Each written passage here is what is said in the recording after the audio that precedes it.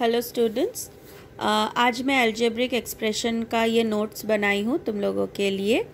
ठीक है, so let's start. Algebraic expressions जो होते हैं उसके दो पार्ट्स होते हैं, एक है कांस्टेंट्स और एक है वेरिएबल।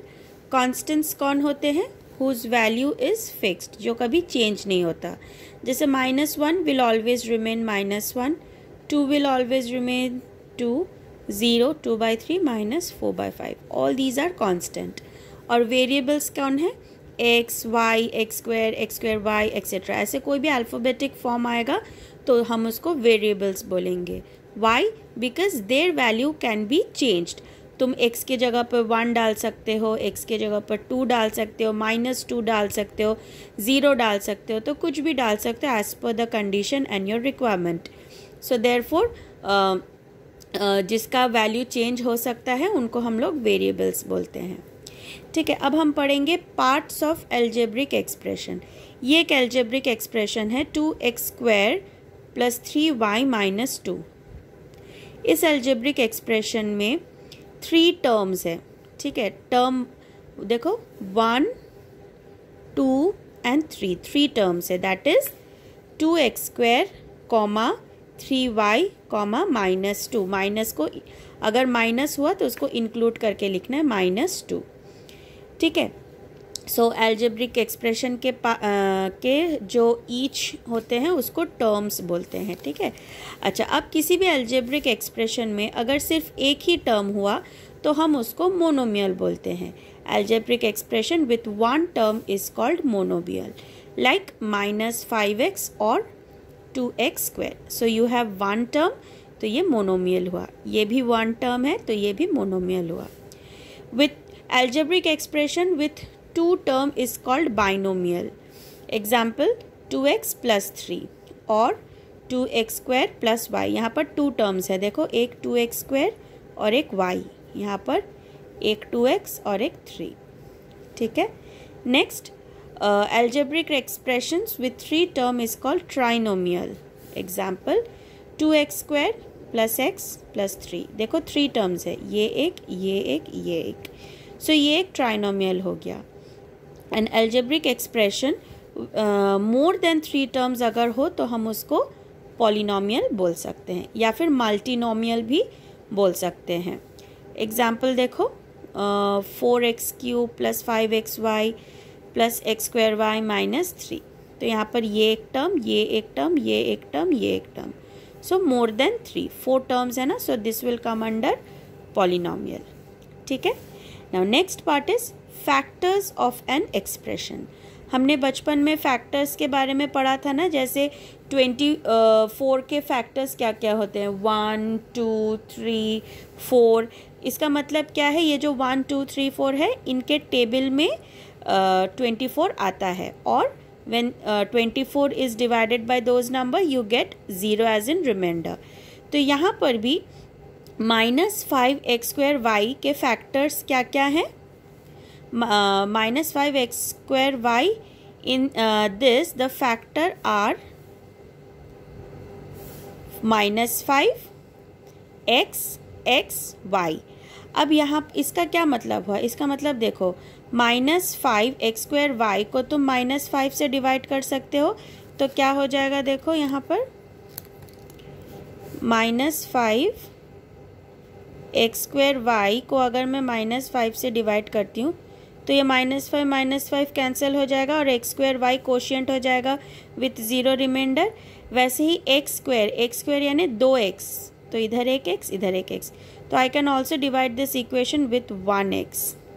ठीक है, वैसे I can divide this complete number with y also. ठीक है, तो ये -5x² के फैक्टर्स क्या क्या हो गए? -5, 2x है ना, x² मतलब, so x and y।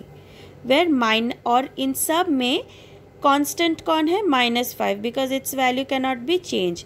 However the variables are x, y। ठीक है, so these are the numerical coefficients, sorry, this is a constant and these are the variables। या फिर हम इसको और एक नाम से भी बोल सकते हैं। देखो यहाँ पर मैंने लिखा है -5 को मैं कांस्टेंट के जगह पर न्यूमेरिकल कोएफिशिएंट भी बोल सकती हूँ, और x और y को मैं लिटरल कोएफिशिएंट्स भी बोल सकती हूँ। वेरिएबल्स के साथ साथ लिटरल कोएफिशिएंट्स भी बोल सकती हूँ। ठीक है, so I am reading this word -5x² y in this the factor are -5x, x, y, where -5 is factor or numerical coefficient of x² y। अब इसका क्या मतलब हुआ? अगर मैं -5 को कंसिडर करती हूँ तो -5 को छोड़ के बाकी कौन बचा? ये वाला part x² y। So I can say -5 is a numerical coefficient of x² y। ठीक है, एंड x² y को अगर मैं लेती हूँ, x² y is the literal coefficient of -5। ठीक है, क्योंकि x y z ये सब जो होता है वेरिएबल्स, उनको हम लोग लिटरल कोएफिशिएंट्स भी बोल सकते हैं। अब अगर तुमको ये थोड़ा कंफ्यूजिंग लगे तो मैंने यहाँ पर एक एग्जाम्पल लिखा है जिससे तुमको कॉन्सेप्ट क्लियर हो जाएगा। जैसे एक मैंने तुमको देखो ट्राइनोमियल दिया है, अब इसको देख के मैंने यहाँ पर कुछ क्वेश्चंस लिखी हूँ। नंबर ऑफ टर्म्स, कितने टर्म्स हैं? 1 2 3, तो 3 टर्म्स। और मेंशन ईच टर्म, तो क्या क्या होगा? 3xy, -5x² y, 7, सारे 3 टर्म्स। ठीक है, जब भी टर्म्स लिखोगे separate each term using a comma. Now literal coefficient of -5x² y, ये -5x² y में लिटरल कोएफिशिएंट कौन है? लिटरल मतलब जो भी वेरिएबल्स है, so it is x² y। ठीक है, now numerical coefficient of -5x² y, तो इसमें न्यूमेरिकल कोएफिशिएंट कौन है? न्यूमेरिकल यानी नंबर, सो दैट इज -5। ठीक है, ओके। अब अगर तुमको सिर्फ पूछे, ना तुमको लिटरल बोला है ना तुमको न्यूमेरिकल बोला है, तुमको सिर्फ पूछा है कि find the coefficient of x² in this. ठीक है, तो अगर इसमें मुझे x² का कोएफिशिएंट चाहिए, मतलब x² के साथ कौन है? x² के साथ -5y है, so that becomes the coefficient of x²। अब coefficient of y in this, तो कोएफिशिएंट ऑफ y मतलब y के साथ कौन है? तो y को बंद कर दो, बचा कौन? -5x², तो -5x²। ठीक है, फिर xy का कोएफिशिएंट मतलब xy के साथ कौन है? इन -5x² y। ठीक है, तो x² y है, तो xy का पूछा है, तो और एक x तो बचा ना, सो xy के साथ है -5x। ठीक है, अब -5x का कोएफिशिएंट कौन है? तो -5x के साथ कौन है? -5x, तो इधर और एक x बचा और ये y, तो xy हो गया उसका कोएफिशिएंट। ठीक है, ऐसे टाइप का क्वेश्चन आएगा। Okay, now hope it's clear कि लिटरल कोएफिशिएंट क्या होता है, न्यूमेरिकल कोएफिशिएंट क्या होता है, और सिर्फ कोएफिशिएंट पूछे तो कैसे करना है। सिर्फ कोएफिशिएंट पूछे तो जो पूछेंगे उसके साथ क्या बचा टर्म में, that will be its coefficient. Okay, now moving on to next page. अब हम पढ़ेंगे डिग्री ऑफ द पॉलिनोमियल। ठीक है, डिग्री ऑफ द पॉलिनोमियल का मतलब क्या होता है? The highest power of variable is the degree of the equation. अब इसका क्या मतलब है? देखो, जैसे फॉर एग्जांपल 2x² है -4x³ + x। ठीक है, इसमें हाईएस्ट पावर क्या है? देखो, इसका कुछ नहीं है तो 1, इसका 3, इसका 2, सो 2 और 3 में हाईएस्ट तो 3 है, देयरफॉर इस इक्वेशन का डिग्री है 3। अच्छा, यहाँ पर तो सिर्फ x था तो तुमने निकाल लिया। अब अगर दो अलग अलग वेरिएबल्स हैं तब हम कैसे करेंगे? तब हम क्या करेंगे, दोनों के पावर्स को हम ऐड कर देंगे। जैसे 2 + 1 3, 2 + 2 4, 3 + 2 5, सो 3 4 5 में हाईएस्ट हुआ 5। सो ये कौन से डिग्री का इक्वेशन है? 5th डिग्री का ये इक्वेशन है। ठीक है। अच्छा, next coming to like and unlike terms. Like and unlike terms का क्या मतलब होता है? जब भी किसी टर्म के लिटरल कोएफिशिएंट सेम होते हैं तो उनको लाइक टर्म्स बोलते हैं, ठीक है। If the numerical coefficients are same then the terms are like. For example 2x² and 3x²। देखो यहाँ का भी लिटरल कोएफिशिएंट x² है, यहाँ का भी लिटरल कोएफिशिएंट x² है, तो ये दोनों लाइक टर्म्स हो गए। फिर 3x² एंड 4y(x²), ठीक है। यहाँ पर तुम देखोगे कि पहले x है बाद में y है, और इधर पहले y है बाद में x है, बट पावर सेम ही है। यहाँ पर भी x2 है y 1 है, यहाँ पर भी x2 है y 1 है, ठीक है। तो उससे कुछ फ़र्क नहीं पड़ता क्योंकि 2 इंटू 3 भी जो होता है 3 इंटू 2 भी वही होता है। बस यू नीड टू चेक कि पावर्स सेम है कि नहीं, ठीक है। सो क्योंकि इन दोनों टर्म्स में लिटरल कोएफिशिएंट सेम है, so these two becomes the like term, ठीक है। अच्छा, एक इम्पॉर्टेंट पॉइंट है, that is like terms can be added और subtracted, they can also be multiplied और डिवाइडेड, ठीक है। जबकि unlike terms can only be multiplied and divided. Unlike terms को तुम कभी ऐड या सब्ट्रैक्ट नहीं कर सकते, ठीक है। फॉर एग्जाम्पल देखो 3x² एंड 3y², इसका लिटरल कोएफिशिएंट और इसका लिटरल कोएफिशिएंट अलग अलग है, सो दे आर अनलाइक टर्म्स। यहाँ पर देखो 4x² एंड 3xy², तो यहाँ पर देखो x2 है y1 है, यहाँ पर x1 है y2 है, सो लिटरल कोएफिशिएंट्स अलग होने के कारण दे आर अनलाइक टर्म्स, ठीक है। एक एग्जाम्पल यहाँ पर सॉल्व की हूँ तुम लोगों के लिए। Select the like terms from each of the following. यहाँ पर मैंने बहुत सारे टर्म्स लिखे हैं और मैंने कहा है कि इनमें से सिलेक्ट करो लाइक टर्म्स कौन कौन है। अच्छा देखो x², ये पहले वाला x² है, तो सर्च करो कहाँ पर x² है, दिस। सो 2x² का लाइक टर्म है -5x², see. Next y(x²), 1y and 2x, 1y and 2x, so ये दोनों हो गए लाइक टर्म्स, ठीक है।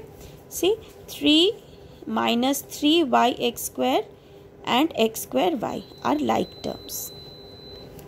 Then 4y³ and 6y³ are again like because their numerical coefficients are literal coefficients are same, ठीक है।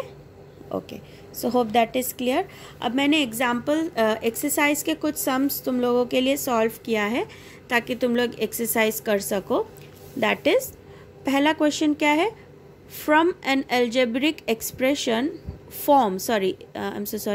Form an algebraic equation whose terms are x², -5x, 6।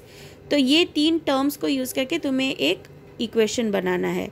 तो कुछ नहीं करना है, बस इसको as it is same order में अरेंज कर देना है। अगर माइनस है किसी टर्म में तो माइनस आएगा, और अगर कुछ भी नहीं है so you just need to add. So x² -5x + 6, ठीक है। नाउ अब इसी का उल्टा तुमको इक्वेशन दे देंगे और तुमको टर्म्स निकालना है, ठीक है। देखो x³ + 2x²y -4x + 5, इसके कितने टर्म्स है? 1 2 3 4, तो तुमको टर्म्स लिखना है। So separate each term using a comma. x² 2 x²y -4x 5, ठीक है। अच्छा, find the factors of each of the following polynomial. ये जो xy -2x²y² है, ये एक बाइनोमियल है क्योंकि इसमें 2 टर्म्स है। तो तुम्हें इन दोनों टर्म्स के फैक्टर्स निकालने हैं। क्योंकि यहाँ पर 2 टर्म्स है इसलिए मैंने यहाँ पर 2 ब्रांच बनाए हैं, ठीक है। पहले ब्रांच में xy, सेकेंड ब्रांच में -2x²y, ठीक है। कभी कभी तुम लोग माइनस लिखना भूल जाओगे, so you will lose your marks. So be very careful जब भी you get a minus sign. Now so term 1 is xy, term 2 is -2x²y। अच्छा, इसके फैक्टर्स क्या होंगे? Simply x and y। इसके फैक्टर्स क्या होंगे? -2, क्योंकि x² है सो 2x y स्क्वायर है यानी 2y. So these are the factors of this and these two are the factors of xy. ठीक है. Now in -2y(x square z cube write the coefficient of -2y. ठीक है. अब देखो यहाँ पर ना लिटरल कोएफिशिएंट बोला है और ना ही न्यूमेरिकल कोएफिशिएंट, सिर्फ कोएफिशिएंट ऑफ -2y बोला है. इट मीन्स कि -2y के साथ और कौन कौन है, तो -2y के साथ x स्क्वायर z क्यूब है, तो इसका कोएफिशिएंट हो जाएगा x square z cube. Next y x square का कोएफिशिएंट, मतलब y x स्क्वायर के साथ कौन है, y x स्क्वायर के साथ है -2z cube. Next X Y Z का कोएफिशिएंट, मतलब एक्स वाई जेड के साथ कौन कौन है, एक्स वाई जेड.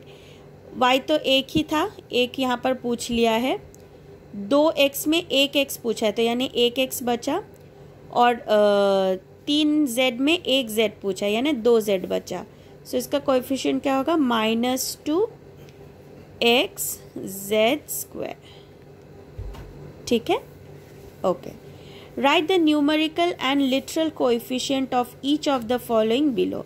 अब यहाँ पर तुम्हें न्यूमेरिकल एंड लिटरल पूछा है, तो -7x²y में न्यूमेरिकल ऑब्वियसली -7 होगा और लिटरल कोएफिशिएंट ऑब्वियसली x²y होगा because they are the variables. Okay, यहाँ तक समझ में आ गया. Now find the degree x² -6x⁻7 + 8 + x⁻8. तो देखो x का पावर 2, पावर 7 एंड पावर 8, 2, 7, 8 में 8 इज़ द हाईएस्ट. सो ये डिग्री इज इक्वल टू 8 है. ठीक है. अच्छा, 2x का डिग्री पूछा है, तो x का पावर कुछ भी नहीं है यानी 1 है. So it is degree 1 equation. और 3 इसके साथ तो कुछ x y z मतलब कुछ भी वेरिएबल है ही नहीं, लिटरल वेरिएबल है ही नहीं. So degree is 0. ठीक है. All right. So next video will contain addition and subtraction of the polynomial, जो कि मैं इसके बाद अपलोड करने वाली हूँ. सो तुम लोग इस वीडियो को देख के तुम लोग फर्स्ट एक्सरसाइज सॉल्व कर सकते हो, एंड सेकेंड एक्सरसाइज और third exercise of ML Agarwal के लिए मैं एक दूसरा वीडियो बनाऊँगी जिसमें मैं ये वाले टॉपिक्स कवर करूँगी. ठीक है. All right. Bye bye.